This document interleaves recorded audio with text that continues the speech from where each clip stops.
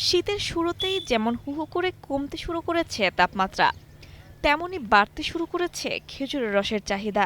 দেশের উত্তরের জেলা দিনাজপুরে ইতোমধ্যে শুরু হয়েছে খেজুরের রস সংগ্রহের উৎসব। ভোর থেকেই ছোট বড় অনেকেই ভিড় জমান খেজুরের রস খেতে। জেলার বোচাগঞ্জ উপজেলা খেজুরের রস ও গুড়ের জন্য বেশ বিখ্যাত। এলাকার গাছি বা পাশিরা গাছে চড়ে সংগ্রহ করেন তাজা খেজুরের রস।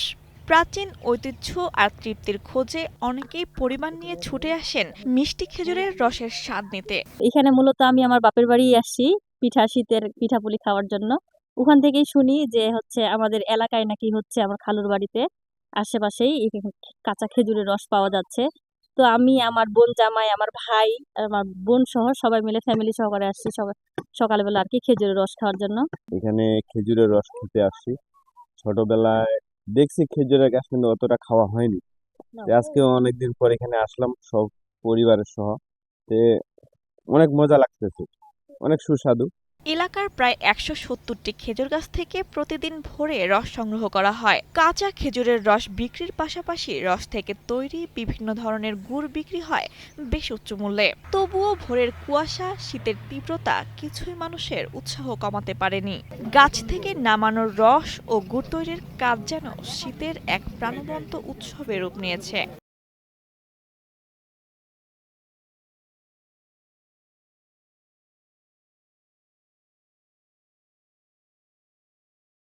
আমি এখানে আসি, নিজে দেখি গাছ কিভাবে লাগাচ্ছে, কিভাবে রস হচ্ছে। খাইতে না খুব ভালো। গত বছর একজন লাগাইছিল, তো তো এত পারে না, এগুলো কিন্তু খুব ভালো হয়েছে। এগুলো গুড় বানাচ্ছে, যে গুড়টা খুব সুন্দর। এর ভিতর কোনো ভেজালও নেই, আমরা নিজের চোখে দেখতেছি। এখানে আমরা সবসময় থাকি, সবসময় যে থাকি দেখতেছি। আর সকালবেলা লোকেরও ভিড়, অতগুলো রস দিতেই পারছে না এরা।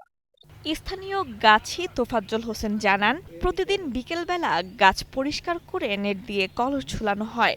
ভোরে সারা রাতের জমানো রস নামানো হয়। আমরা এখানে এসে খেজুরের গাছ লাগাই। ধরেন যে হচ্ছে ভেজাল মুক্ত জিনিস এখানে পাওয়া যাবে আল্লাহর রহমতে। মানে গাছে কিনে রস পাইলে আসি, জ্বালানি হয়। আমরা ধরেন যে ভাইয়ের হচ্ছে উচিলাই এখানে এসে আমরা কাজ করি। ধরে গুড় বানাইনি, কোনো ইয়ে থাকে না, ভেজাল নাই, নির্ভেজালে খাওয়া যায়। সকালবেলা উঠি, ধরেন যে আমরা রস পাড়ি, তারপরে লিয়ে এসে হচ্ছে ডামে ঢালি দিই। তারপর 3 ঘন্টা জ্বালানি লাগে, জ্বালানি পর হচ্ছে গুড়টা বানা থামাথামি ফেরি আবার ঢালা লাগে। কেজি মাত্র 400 টাকা কেজি, ঝোলাটা হচ্ছে 350।